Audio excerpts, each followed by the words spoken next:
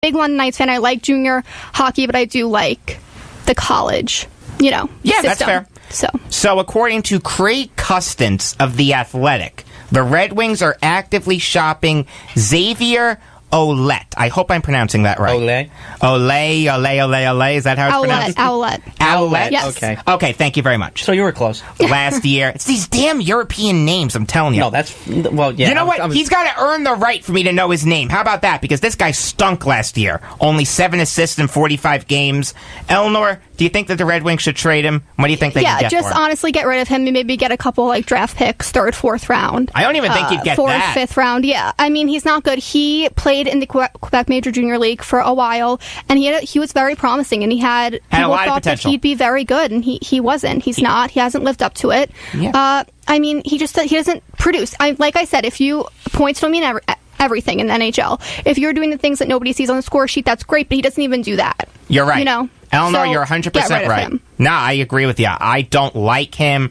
I've seen him play a little bit, just haven't been impressed. Had a lot of potential, but couldn't execute. And Red Wings are in trouble. Let's be honest here. Yes, they are. Well, Blashill stinks. Yes, he does. He's a horrible head coach. Then again, big shoes to And fill. back to players you like. I love Henrik Zetterberg. He's my favorite. I think he's the best captain in the league. I love his shootout move. The Zetterberg shootout move, backhand, forehand. I feel like now this might seem a little odd, but you seem like a guy that would have liked Lindstrom. She seems like a guy. I mean, a woman. Whatever, girl. I think Eleanor looks very nice today, and I don't think she looks like a man at all. I always tell her she looks nice. I did why do you think I'm with Emily for so long? Oh my God, relax. I do like. Sorry, I did like him. I do like him. No, it's okay. And I love obviously Pavel Datsyuk. How could you not love him? You have to love Datsyuk. So, all right, let's take a quick break. Don't go anywhere, because we'll be airing an exclusive interview with Ryan Dempsey coming up next. He's the co-author of Metta World Peace's book, No Malice, My Life in Basketball. But first, I got to tell you about a great show that we have on this station. And I was listening to it today as I was driving here. It's Rock Overdose on Tuesdays at 2 p.m. You can never truly overdose on rock music, and our host, Mike Sanford, proves it. As a quick aside, when he mentioned the Snow and Wait firings, you know what song he played? What? Highway to Hell. Snow is definitely on the Highway to Hell, but not Wait. I like Doug Wait a lot. Snow removal services. But Jacob, Rock Overdose is great. Mike is a personal friend of mine, but you can also help us here at 90.3 WHPC, because now through June 9th at Stu Leonard's on Front Street in East Meadow, all donations made in their wishing well at the front of the store directly benefit all of us at 90.3 WHPC. A couple of us were already there.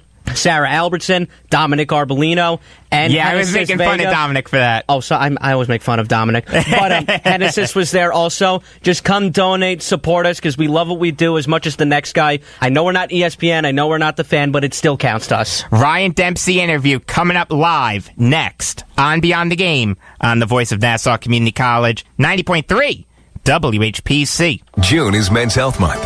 Abdominal aortic aneurysm, also known as AAA, is a leading cause of sudden death for men over 60. Yet, AAA is highly treatable if detected early. A AAA can slowly grow in size over a period of years without showing any signs or symptoms. The larger an aneurysm grows, the greater the chance it will burst or rupture. Most ruptures can be fatal. Warning signs may include intense back or abdominal pain, rapid pulse, nausea, vomiting, excessive sweating, and shock. Major risk factors include a family history of AAA, smoking, high cholesterol, and high blood pressure. It is recommended that men between the ages of 65 and 75 who have smoked get a one-time screening test. Men with a family history of AAA should begin screening at age 60. Knowing the risk factors for AAA and getting screened can help save your life. For more information, visit radiologyinfo.org. That's radiologyinfo.org. This health reminder is from the Radiological Society of North America. Alexa, can you please do my food shopping today? Food shopping today added to your shopping list. Alexa, can you do my math homework for me? I'm not sure. Alexa, play WHPC. Play WHPC. You can now listen to the voice of Nassau Community College on your Amazon Echo. Simply say, Alexa, play WHPC. I am already playing WHPC.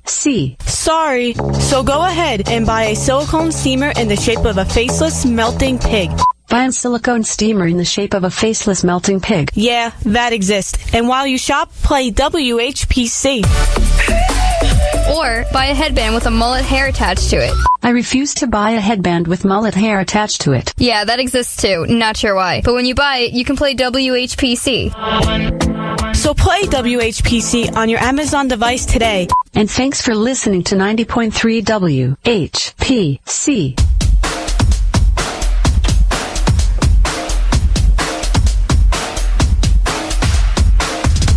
You are listening to Beyond the Game on the voice of Nassau Community College, 90.3 WHPC.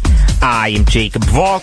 Sitting across from me, Eric Fischetti and Joe Ardita. And we are fortunate enough to be joined by Ryan Dempsey, the co-author of Metta World Peace's book, No Malice, My Life in Basketball. Ryan, how are you?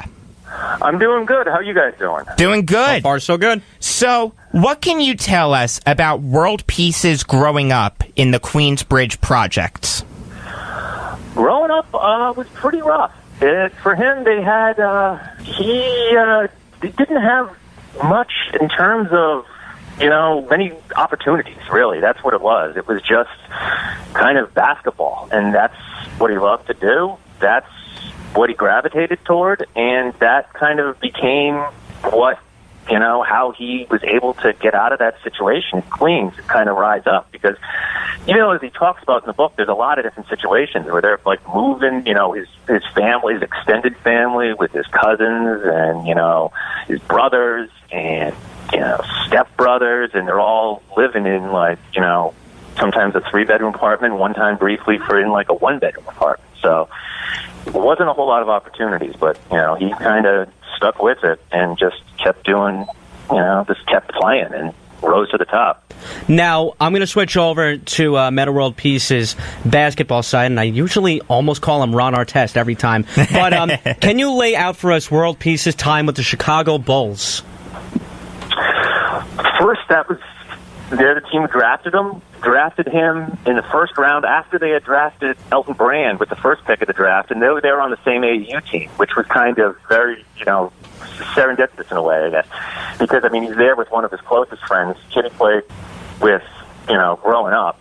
But everything from what he said at that time in Chicago was just really kind of just a lot of growing pains. A lot of not so many on-the-court mistakes, even though I think he did have his fair share, but a lot of kind of really just being kind of a young kid, because he was only 19 at the time, and just kind of being immature. And still, I think the way he said it is always kind of trying to hold on to that street mentality, and that was something that I think kind of held him back and prevented him from really kind of just maturing, because you get thrust, you're 19 years old in any situation, you get thrust in with a bunch of full-grown men. It's a different kind of, it's a whole different world, and I think he just hung on to that mentality because it's what he knew and it's what got him that far. So he kind of just kept doing that, for better or for worse. I'm sure it had its benefits as far as the toughness side, but then in the behavior lashing out side, it definitely forced him into some difficult situations. So, after the Bulls, he went to the Pacers. Can you talk to us about his time there?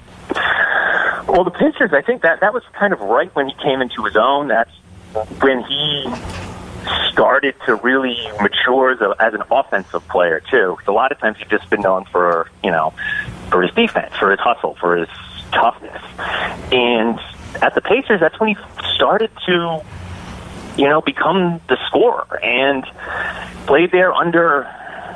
for a while, it was like Larry Bird was in the front office, and you have a lot of these just great people in this great atmosphere playing alongside, Reggie Miller. And right kind of leading up, and every year he kind of got better, became a little bit more of a, a go-to guy. And just right when it was kind of starting to peak, and he was even talking about maybe even being in consideration for MVP. The year before he had come off, he had won Defensive Player of the Year, and then the year after that he was had his sights set on possibly being an MVP candidate. The Pacers being in the run for the NBA championship, and right at the beginning of the season, a couple games in, that's when the brawl happened, and it was kind of he had to hit the reset button after that. That kind of just turned everything upside down and, changed his whole career path. Talking to Ryan Dempsey, the co-author of Metta World Peace's book, No Malice, My Life in Basketball. So you just brought it up. I got to ask about it. What can you tell us about the Malice at the Palace?